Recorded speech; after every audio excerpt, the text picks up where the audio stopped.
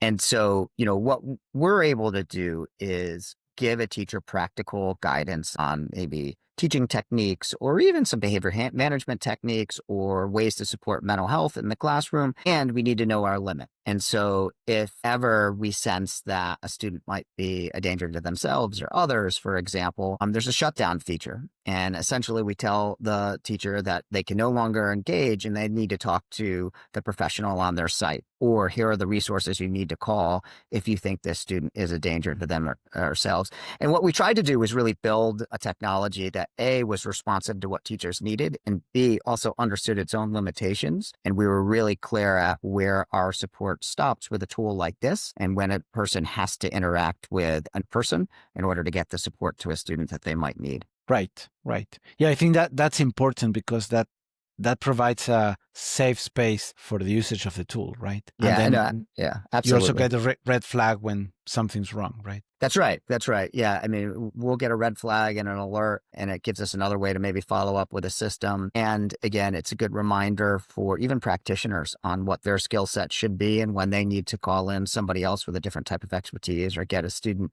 or a young person the type of support that they might need in a more crisis moment. And I think it's just about, what's it look like to develop responsible technology? And for us, I mean, it's interesting for us because we're not a technology company. We sort of came about this, and in working with our partners who have helped develop this has always been front of mind for us.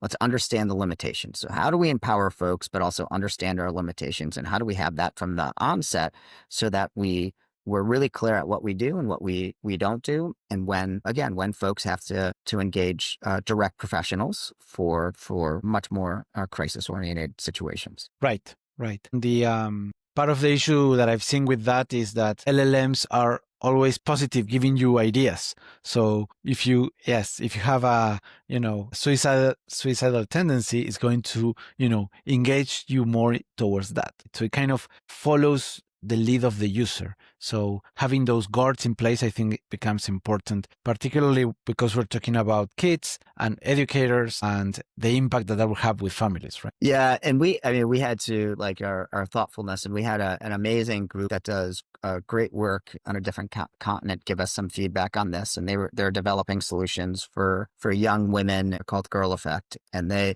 talked about building sort of checks and balances and having almost AI that checks the AI and actually having a person as part of that system as well, so that you really are thorough in your checks. And so there's that aspect of, in the development of how do we make sure. The other thing we do is, we protected the resource information where things come from. And so there's a limit to what we're pulling from. And it starts with our expertise, but then also all the other partners we have in are experts in really specific areas, whether it be in learning differences or mental health.